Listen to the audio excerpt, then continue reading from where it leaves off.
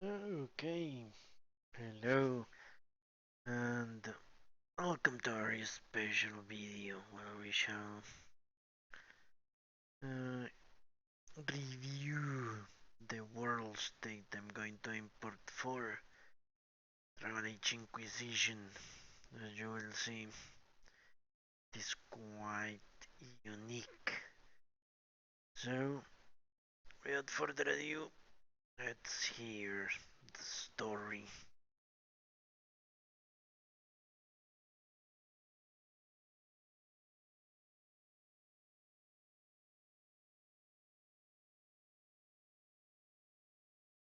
If you believe the stories, mankind's pride gave rise to the Darkspawn. Countless in number and toxic to all life, Darkspawn search endlessly for an archdemon. When they find one, Darkspawn armies surge up from their corrupt barrows beneath the ground, and a blight begins. Grey Wardens are the only warriors capable of destroying an archdemon, and history always honors the one who sacrifices all to kill the beast. In the fifth Blight, the Warden was the hero of Ferelden, a mage living in the Circle Tower at Lake Calenhad. Drawn into an escape plot by another mage, the hero became snared in the Circle's dangerous politics. Duncan, a Grey Warden, helped the mage escape to a new life as a warden. The allied Ferelden and Grey Warden forces met in Ostagar, where King Kaelin's armies and a host of wardens gathered, ready to destroy the Darkspawn. But valor turned to despair as Loghain betrayed his king. Kaelin's forces were slaughtered, and the south was lost. The hero, now a full-fledged Grey Warden, survived with the aid of Flemeth, the mysterious Witch of the Wilds. Joined by Flemeth's daughter, Morrigan, and a Grey Warden named Alistair, the hero set out to build an army strong enough to abolish the Blight. With the traitorous Loghain now seated on Ferelden's throne, the Warden sought help from the influential Arl Eamon of Redcliffe. However, they arrived in Redcliffe to find the town under siege. As each night, undead rose in waves and assailed the battered village. With the hero's help, the people of Redcliffe stood fast against the undead horde. The Wardens reached Arl Eamon's castle only to find the Arl lying at the edge of death, and his court fallen into madness. To save his father's life, Eamon's young son, Connor, had made a deal with a demon, and quickly fallen victim to its possession. The demon's influence over Connor was briefly broken, but the young mage succumbed again to the demon's hold. But deals with demons are never straightforward. The demon agreed only to save Eamon's life, not restore him to health. Arl Eamon needed a miracle to recover. The hero located an urn containing the sacred ashes of Andraste, which were said to cure any ailment. The urn was protected by ancient traps, tests of will, and a dragon-worshipping cult that wanted to twist the urn's power to its own ends. The cultists encouraged the hero to profane the ashes with dragon's blood, which caused the urn and its contents to shatter. With a pinch of the ashes, the hero restored the Arl to health. Informed of Loghain's treachery, Eamon swore his political and military support. The circles of Magi are bound by oath to aid the Grey Wardens in times of blight. However, Lake Calenhad's tower could offer little help. One of its mages, Uldred, had become possessed by a pride demon and was twisting other circle mages into abominations. The hero fought to the top of the tower and defeated Uldred, saving the remaining mages. Grateful for their lives, the mages joined the Warden's army. The allies gained at the Circle were not the only soldiers to join the Warden's forces, however. Dalish elves don't usually make alliances, but even deep hatred can be set aside in the face of oblivion. An ancient curse was destroying Ferelden's largest Dalish clans, turning the elves into werewolves. Zathrian, the clan's keeper, claimed that the cure required the heart of the Great Wolf, Witherfang. Years before, Zathrain himself had afflicted a group of humans with the curse that now ravaged his clan. As long as he lived, the curse endured. Swayed by the pleas of the Lady of the Forest, the hero eliminated the Dalish and gained the werewolves as allies. Blights may happen hundreds of years apart, but the dwarves who live below the surface of Thedas fight Darkspawn every day. No one is better schooled in battling Darkspawn than the warriors of Orzammar, except perhaps their allies of old, the Grey Wardens. The hero arrived in Orzammar in the wake of King Endrin's death to find political factions fighting for control of the dwarven capital. Only the vote of a venerated paragon could break the deadlock to elect a ruler, and order the dwarves to honor their Grey Warden treaty and join the battle against the new Blight. The hero set off to find a paragon named Branka, who had disappeared into the Deep Roads in search of a legendary artifact. The Anvil of the Void, created by the renowned smith Caridin to forge mighty war golems. With Branka's help, the hero restored the Anvil of the Void, and a small army of powerful golems joined the Warden's forces. The hero emerged from the Deep Roads with a master-forged crown to bestow the Paragon's favor upon whichever rival candidate would be crowned king. Balin, the youngest son of King Endrin who was suspected of foul play, or Haramont, the aging traditionalist backed by the Dwarven Assembly. Balin followed his father to the throne. He leads with a ruthless but progressive hand, seeking to re-establish ties to the surface kingdoms. With Dwarden strength now bolstering the Warden's army, the hero had to deal with Loghain so Ferelden could stand unified against the Darkspawn before the Blight swallowed the world. The kingdom of Ferelden stood divided. While some nobles supported Loghain's regency, others condemned his inaction against the Darkspawn. Civil war brewed, and Arl Eamon called a landsmeet in hopes of curtailing the conflict and removing Loghain from the throne. As penance, Loghain was sentenced to join the Grey Wardens and fight Darkspawn until the end of his days. As the Warden's united army massed in Redcliffe, the Darkspawn overran Denerim, laying siege to Ferelden's capital city.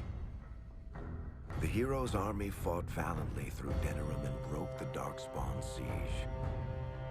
On Fort Dracon's highest tower, the hero's strongest allies fought alongside the Warden in a final heroic battle against the massive Archdemon.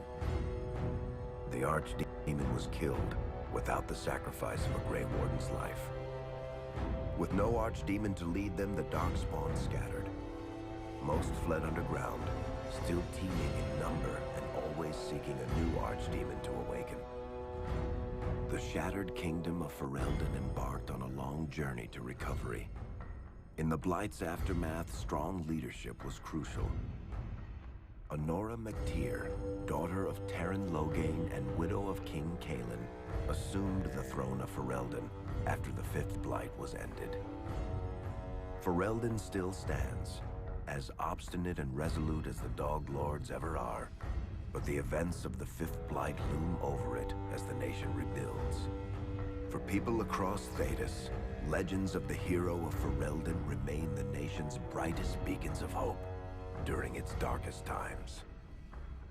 It all began in Kirkwall, the fall of Knight Commander Meredith, the Kunari Uprising, and of course, the Chantry's destruction and the onset of Mage Rebellion. One person always stood amidst the swirling chaos: Hawke, the champion of Kirkwall. The Hawke family fled Lothering, refugees from the Blight. Leandra, mother of the champion, and siblings Bethany and Carver, hoped to find refuge at her family's estate in Kirkwall, far to the north. As a mage with a family legacy of magic on both sides, Hawke naturally became involved in the events that ultimately led to the Mage Rebellion. The Hawks escaped the Blight with the help of Aveline Valen, a warrior and family friend. It's said that the family was also aided by Flemeth, the notorious Witch of the Wilds. Hawk's sister Bethany never reached the Free Marches. She was killed by Darkspawn while defending her family. The family's first years in Kirkwall were difficult. Leandra's brother Gamlin had lost the family fortune. The Hawks lived in poverty, forced to indenture themselves in return for entrance to the city. To pay off the debt, Hawk was forced to work for a gang of smugglers. All the while, Hawk and Carver did their best to hide Hawk's magic from the Templars. Opportunity eventually struck in the form of a dwarf named Bartrand Tethras, who was planning an expedition to the Deep Roads. It was a long shot, but with gold gained from the expedition, Hawk could free the family from its criminal creditors and further Templar scrutiny. Hawk met a rogue Grey Warden named Anders, who possessed detailed maps of the Deep Roads. These maps were crucial to the expedition's success. Once Hawk obtained them, everything else fell quickly into place.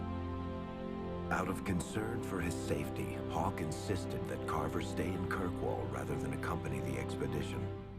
Hawk did find ancient dwarven treasure, but the group also stumbled upon a statuette formed from a strange red lyrium. Upon returning to the surface, Hawk learned that Carver had joined the Templars, pursuing his own fate instead of living in his sibling's shadow. The gold Hawk recovered from the Deep Roads brought back Leandra's stately childhood home in Hightown. The Hawks had barely settled into their new home when Leandra was murdered. A deeply sinister and twisted killing. Hawk hunted down Quentin, the blood mage responsible, but could not prevent Leandra's death. Leandra's tragic death was part of a critical problem facing Kirkwall. Rising tension between the city's mages, who felt increasingly oppressed, and Templars, who grew increasingly suspicious of their activities. Adding to the strain, a large contingent of Kunari had also established themselves in Kirkwall, much to the growing discomfort of the city's rulers. After their dreadnought was shipwrecked many years before, a group of stranded Kunari were allowed to remain in a cordoned-off area in Lowtown. As time passed, the Kunari made no effort to return home, and offered no explanation about why they remained. Tensions rose to a breaking point. Revered Mother Patrice, convinced the Kunari were a threat to the Chantry's faith, incited violence between the Kunari and the Kirkwall populace. Fearing trouble, Hawk supported Patrice's schemes to drive the Kunari from Kirkwall. Patrice's ultimate act was to orchestrate the murder of Viscount Dumar's son, Seamus, a recent convert to the Qun, and blame the death on the Kunari. After Seamus was murdered, the Arishok of the Kunari group lost patience with the humans of Kirkwall. They would now submit to the Qun or die. The Kunari struck hard and fast. They took the palace in Hightown and beheaded the Viscount to immediately quash any resistance. Aided by Knight Commander Meredith and First Enchanter Orsino, Hawk reached the palace and stood toe-to-toe with the fearsome Kunari leader. Hawk's ally, Isabella, was a notorious raider and ultimately responsible for the crisis. She had stolen the Tome of Koslan from the Kunari, who remained in Kirkwall to search for it. Isabella returned the book, and Hawk let the Kunari take her prisoner as penance. Finally appeased, the Kunari returned home peacefully. Hawk saved Kirkwall and earned the grudging respect of the city's Templars, mages, and nobility, along with the title that history remembers, the Champion of Kirkwall. Kirkwall's problems were still not over, however. After Viscount Dumar's death, Knight Commander Meredith took power and blocked all attempts to appoint a new Viscount. Under Meredith's command, the Templars tightened their grip on the mages, planning to suppress what Meredith saw as a growing rebellion. Anders, who spent years fighting for justice and freedom for his fellow mages, saw that the time for negotiation was past. He destroyed Kirkwall's chantry, killing hundreds, including Grand Cleric Elthina.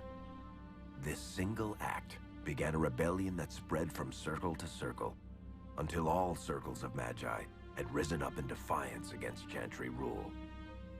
Though Anders had done the unforgivable, something stayed the champion's hand. Anders survived the day, although many others did not. Fighting spread swiftly through the city. Some mages rebelled openly, many of them succumbing to possession. Templars turned their swords on mages who rebelled, and on those who did not. As First Enchanter Orsino refused to bend to the Templars, Knight Commander Meredith demanded that every mage in Kirkwall be put to the sword.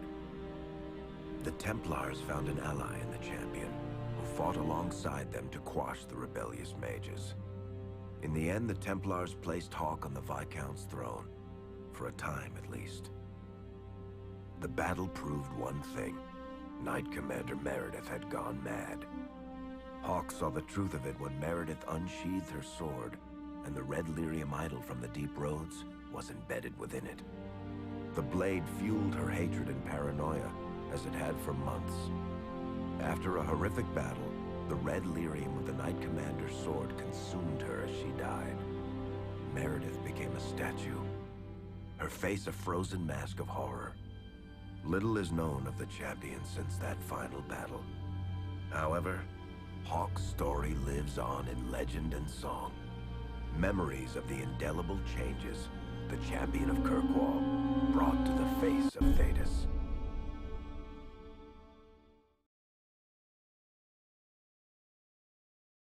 And that's it. Amazing how much they actually escape from this thing. I wouldn't have thought possible, but they do.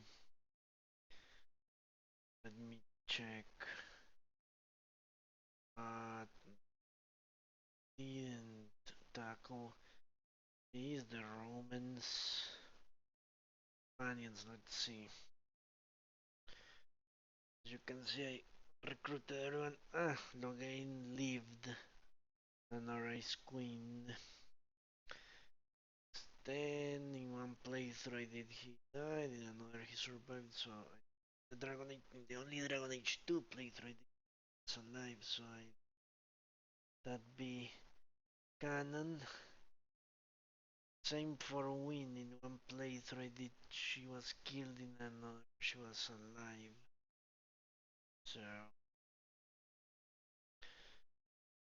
what is more very important, yeah, Alistair always becomes a drunk in my playthroughs.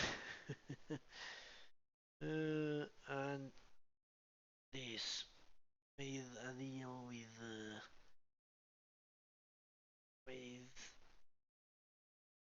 forget Flemeth to hand over Morrigan eventually. So we romanced Morrigan at the same time we sold her as to Flemeth.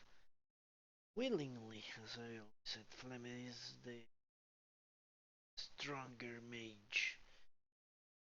Because overall, my Dragon Age Origins playthrough is of a mage supremacist that's ruthless, that wants to reinstitute the old ways of the Inter Imperium.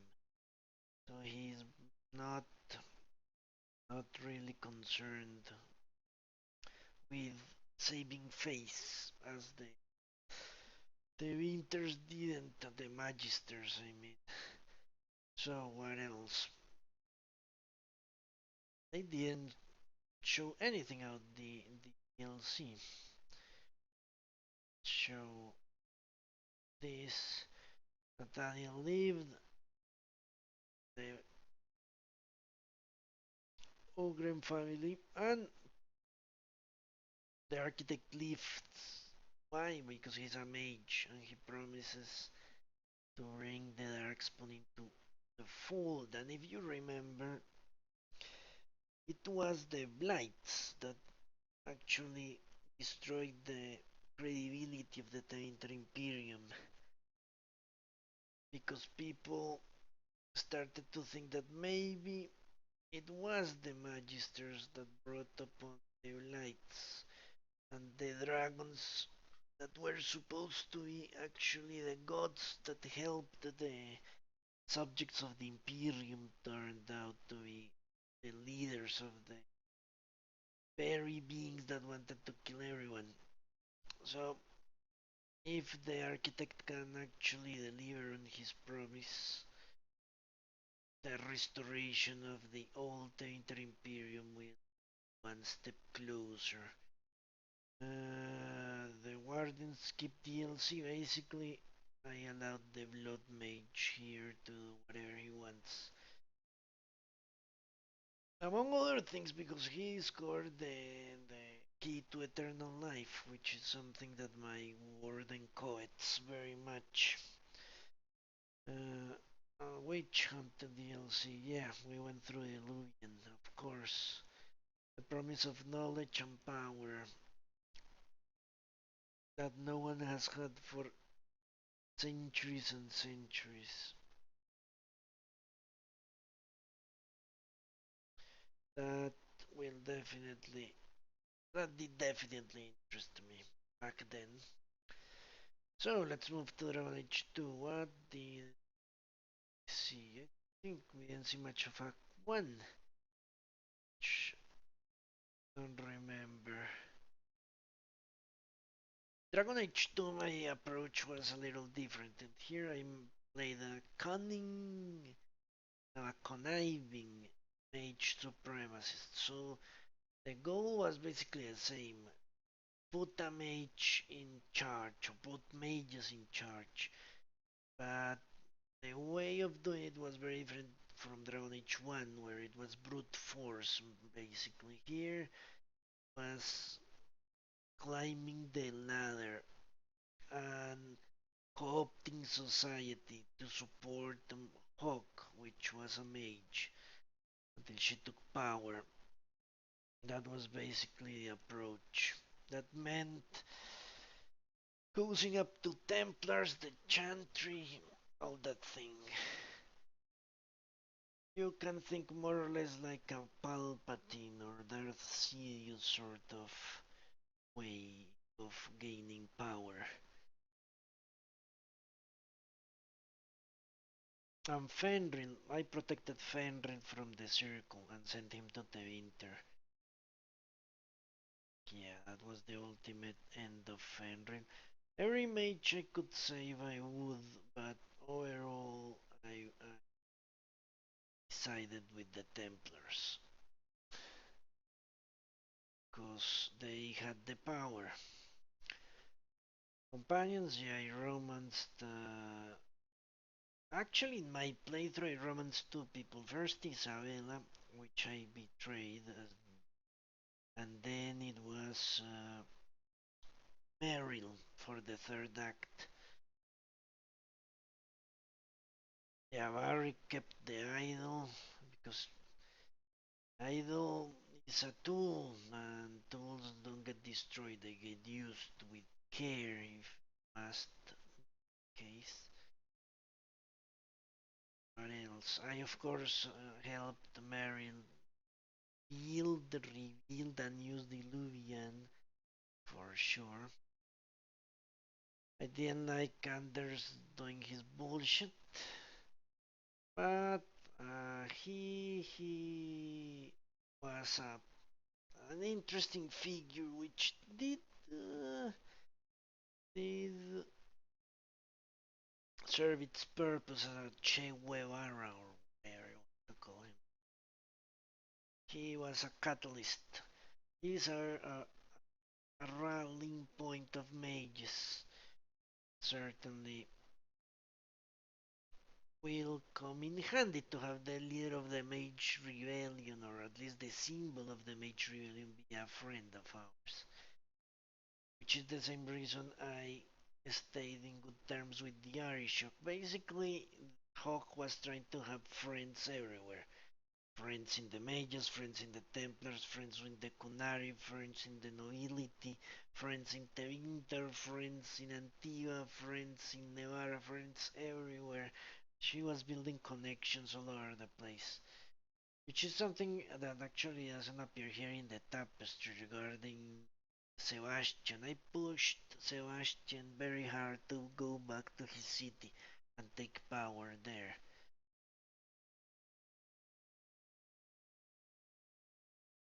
Yeah, that's something that not even here in the tapestry they seem to tackle. Attack Tuna that was companions actually. Look at this acto is so slim on choices.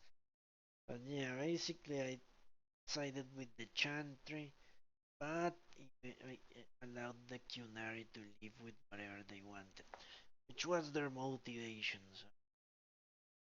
Ah yeah, Fenrir freed and left it for the Inter, there you go. Act 3.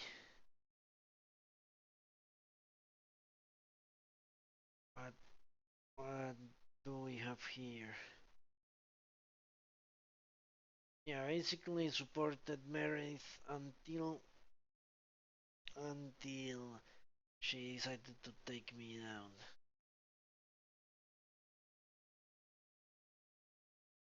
That's basically it. It's really strange how they can simplify 50 or 40 hours of gameplay through 8 choices. And here in the Legacy DLC, I sided with the mage just because she was a mage. And of course, the thing she promised, which was taking our Darkspawn, that could also be useful, just as useful as the Architect destroying the threat of our light forever. On the other hand, if you could become the great archdemon that can command armies of Darkspawn, that would be awesome. That would give you an instant head start in race to take control of Thedas. And that's basically it. So I will not be playing a mage supremacist. Pure mage supremacist. Not as I've been doing it, at least for Dragon Age Inquisition, but exactly what roleplay I will tackle. I'm going to discuss the character creation video.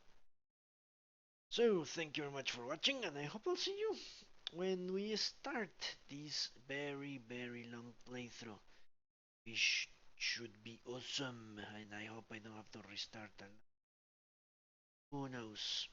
Until then, long live the Inquisition. Goodbye.